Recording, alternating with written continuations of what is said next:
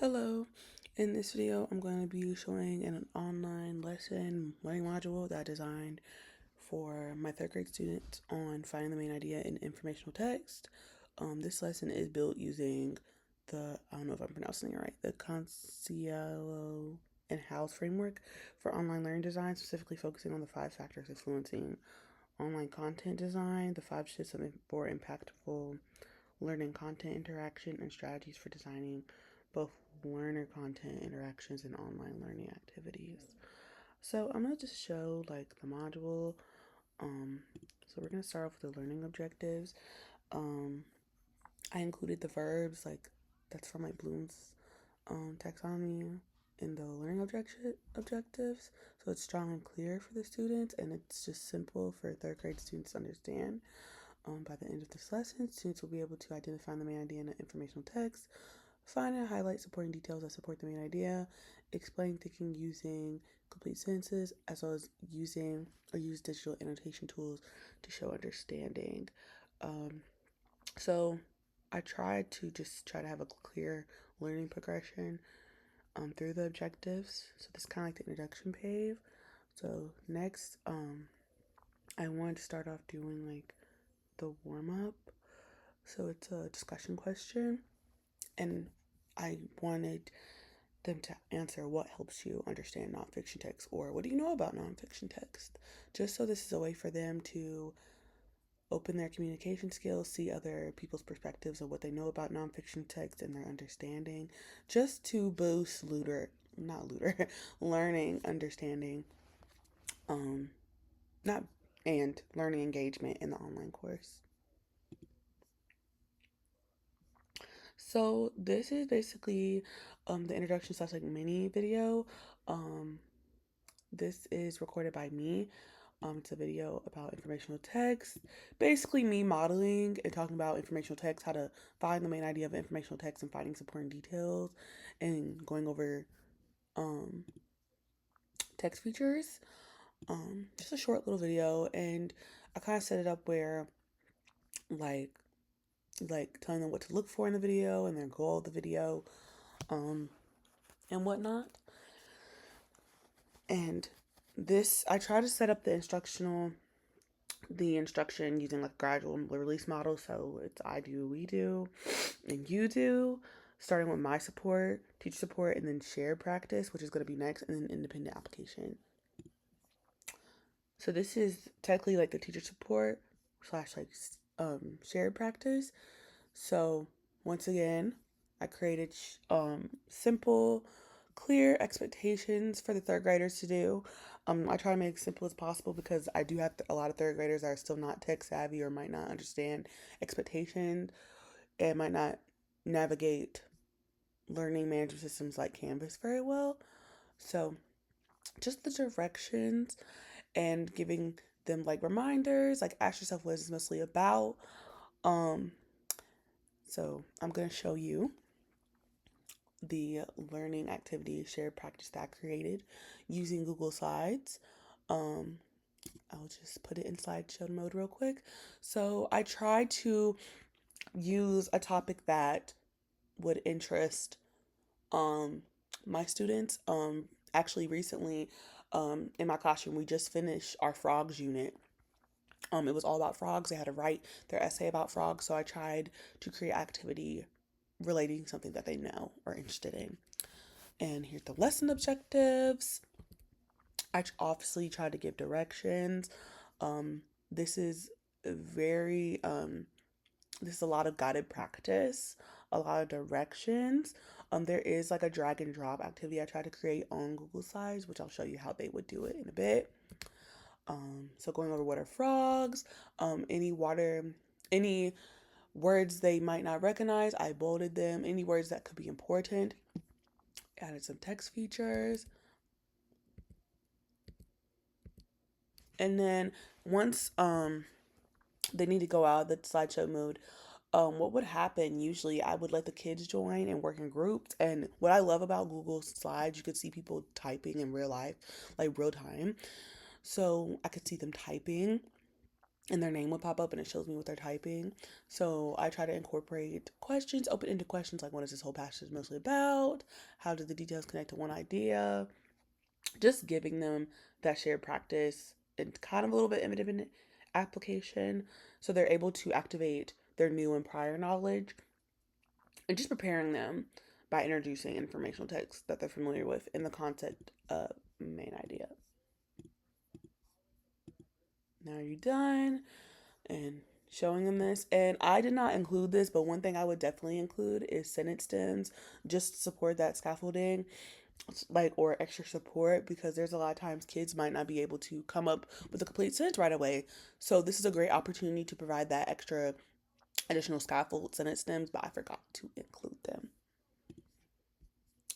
Next is their independent application. Um, they are assigned a informational reading comprehension passage. Um, they can download the document.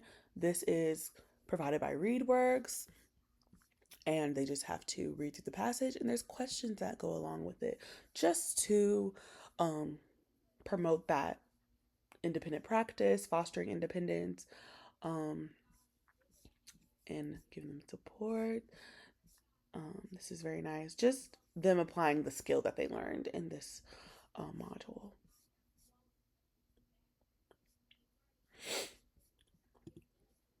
And then the last thing is an exit ticket. I put it in quiz form.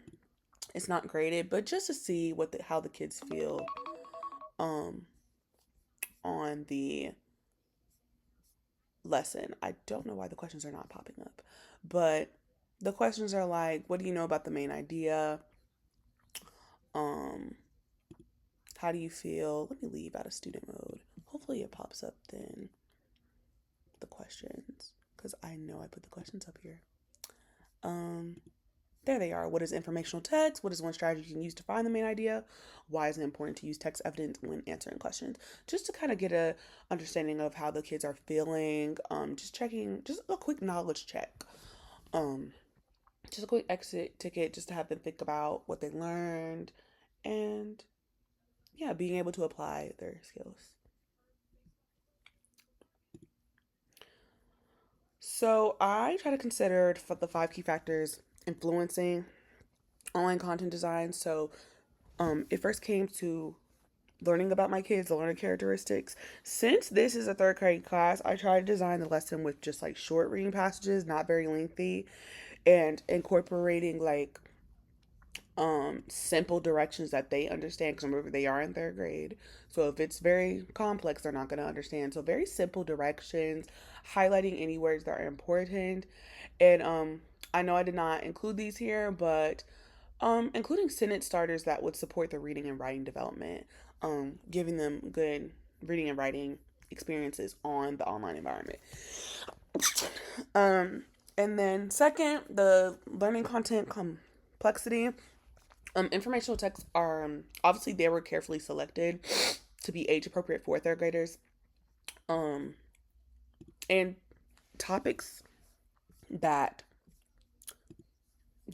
interest them. Like I just said, we recently just completed our frogs unit in my classroom, so I try to create something that would motivate them, like engage them to read and be interested in, because I really love frogs. So I try to incorporate that. Just think about their interest as I was choosing the text very carefully, and also thought about the difficulty. So I try to do something very easy.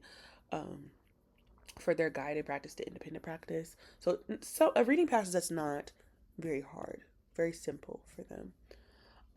Fourth, the technology access. Obviously, I try to use accessible tools like Google Slides, to make sure students can complete the lesson on any device, anywhere, anytime, without having any advanced technical skills. Um, my kids are very they love Google Drive, like the tools it comes with, because what I like about it as they're reading, a lot of times I want my kids to annotate and show their understanding, actively monitoring. So, like for example, they can highlight the text and click the highlight tool, and they could just highlight the text in any color they want, and just so I could see their understanding, how they're actively thinking as they're reading. So, and I love Google Slides, Google Drive in general. It's very accessible, and you really don't have to have a lot of crazy advanced technical skills. Um, in the past, my third grade students use Google Slides all the time. Fifth, the assessment, I try to embed formative assessments such as the independent work, just so they can apply that independent application, and including guided responses, the text dependent questions, and then the final ticket aligns directly to the learning objective. Well, the independent work aligns directly to the learning objective of identifying main idea and supporting details. Um, this learning course also reflects 5 important design shifts for impactful learning as well. Um, it starts to become passive to active learning. Obviously, students are not just reading, they're actively highlighting. Like I just went over, they're actively highlighting, responding through open ended questions, tech dependent questions, and explaining their thinking. Um, and then obviously it comes from decontextualized to contextualized learning. I use real world topics such as like frogs so students can connect the reading to real life situations. And then the lesson also includes, the module also includes video and text and video instruction and digital annotation and written open-ended responses, which supports a lot of different learning styles because all these kids that I work with have different learning styles. And this is also, I love the transition. I try to incorporate it to having teacher-centered to learner-centered activities because I really want my students to take ownership of learning by, for example, finding text evidence and being able to understand meaning rather than just simply taking information from me. Um, and then this learning module is very interactive um, because students are able to interact with Google Slides rather than only reading worksheets or documents. Um, so I incorporated 4 strategies for designing learning content interaction. So I try to incorporate the pedagogical wrappers, the introduction page, and like reflection questions like the warm up and the exit ticket before and after, so I can help students connect new and prior knowledge to new learning. The emotional design, like I said, I try to select learning topics like frogs to increase the student motivation and engagement and emotional connection to the instructional content. Um, and once again, I know I did not put this up here. That's my fault. But um, when it comes to scaffolding and providing additional support, I provide sentence starters and giving step by step guided instructions for them to understand. Very simple because remember they're third grade, just so it can help them support the students' comprehension. And then the students are able to receive feedback through like the practice warm up question. Like when they see other students type, they're able to respond back and get feedback on their response when it comes to the certain topic. And just in the exit ticket, they're able to self check their knowledge.